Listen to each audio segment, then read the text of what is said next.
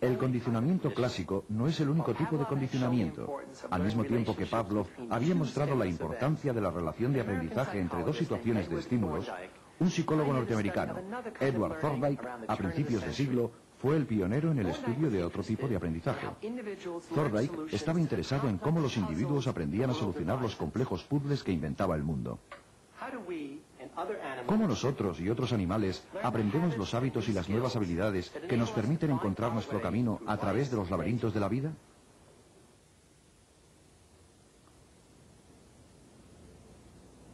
Con una cuidada observación, midiendo y cuantificando la conducta de los animales experimentales, Thorndike descubrió el tipo de aprendizaje que denominamos condicionamiento instrumental. Los animales de Thorndike trabajaban por ensayo y error.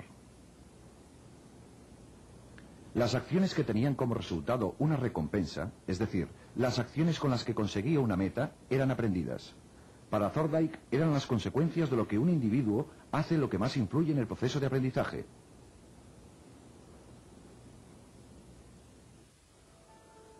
La ley del efecto de Thorndike postula que el aprendizaje está controlado por sus consecuencias.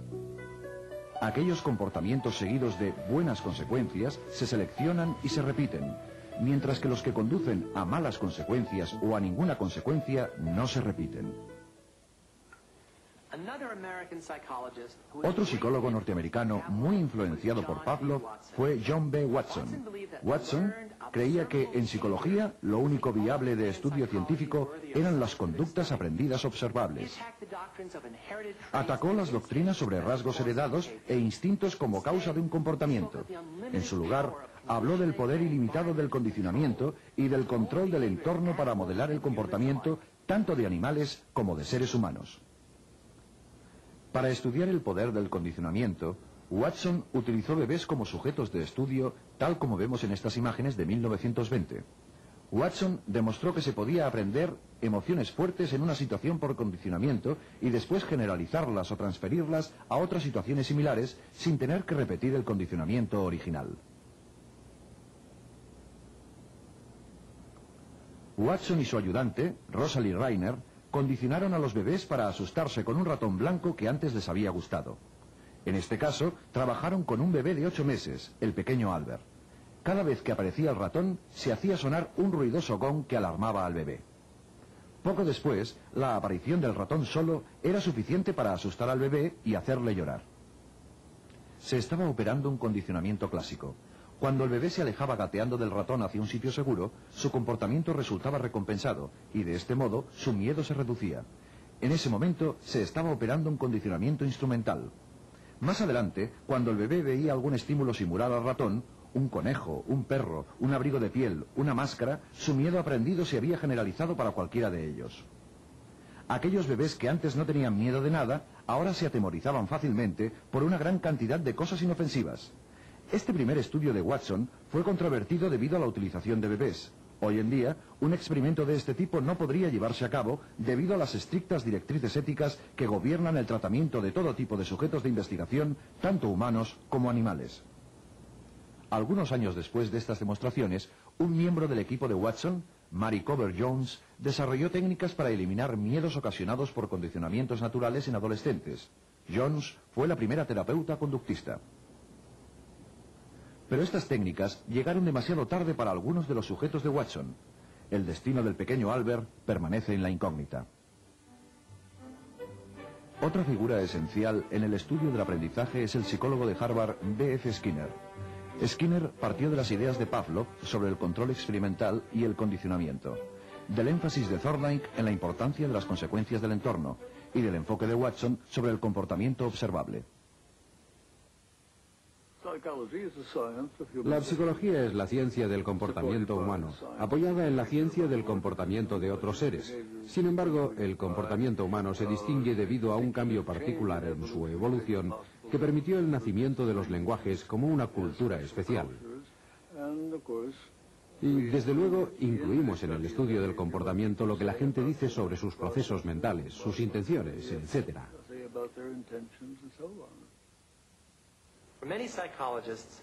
Para muchos psicólogos, el comportamiento se explica como un efecto de procesos internos. ya sean mentales o neurológicos.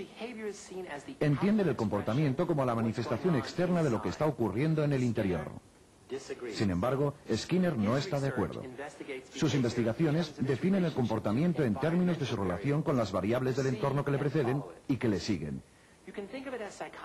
Este postulado puede definirse como el ABC de la psicología: A de antecedente, B de behavior, comportamiento en inglés, y C de consecuencias. El comportamiento es algo que ocurre, en primer lugar, porque es parte del fundamento genético del individuo, o bien porque ha sido reforzado por otras vías.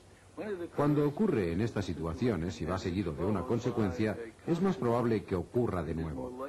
Pero si además en ese momento está presente un estímulo, entonces ese estímulo es el que controla las probabilidades.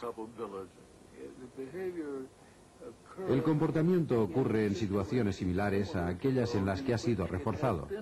En definitiva, los tres términos son muy importantes.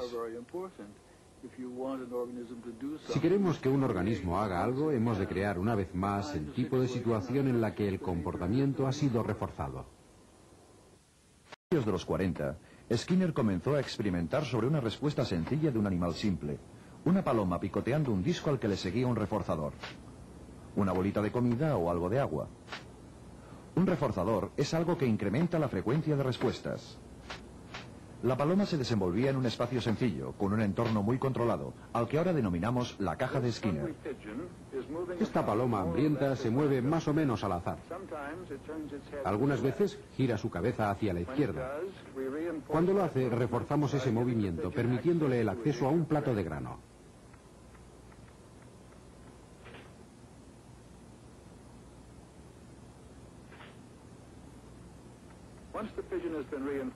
Una vez hemos reforzado a la paloma para que realice un leve giro hacia la izquierda, podemos esperar reforzarla a que la gire un poco más lejos.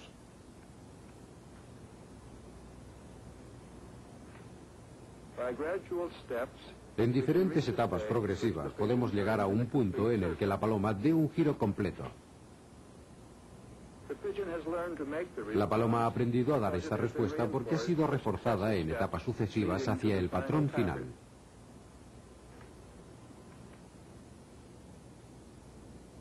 A la larga, Skinner creó una cadena de montaje psicológica, en la que los datos de comportamiento eran el producto final.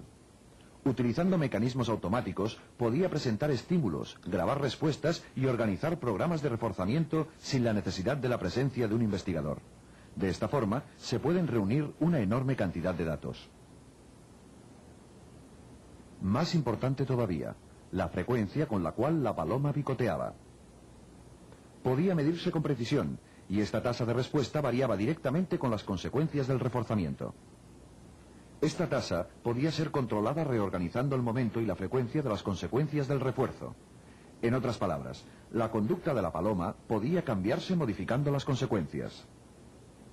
La versión de Skinner del condicionamiento instrumental se denomina condicionamiento operante. Un buen comportamiento operante es el que opera sobre el entorno y produce consecuencias.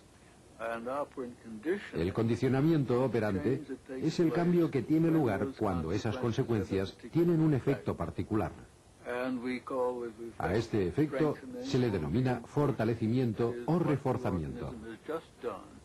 Es decir, lo que el sujeto acaba de realizar tiene ahora más probabilidades de repetirse debido a que le han seguido consecuencias reforzantes.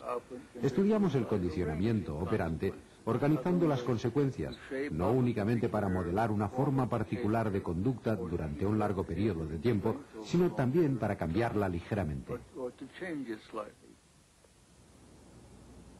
Utilizando técnicas de condicionamiento operante, se ha conseguido entrenar palomas para picar correctamente una suma de números y ejecutar todo tipo de proezas.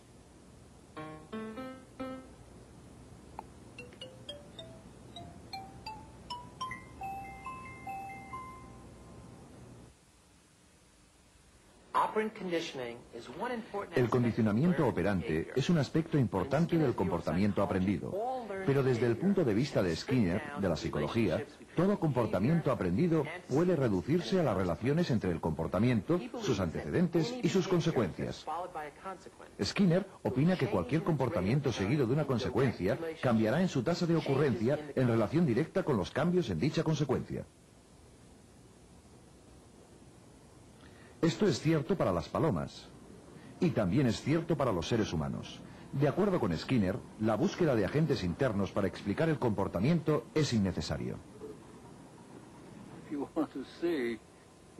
Si usted quiere ver gente accionando palancas en un programa de razón variable, basta con ir a Las Vegas o Atlantic City.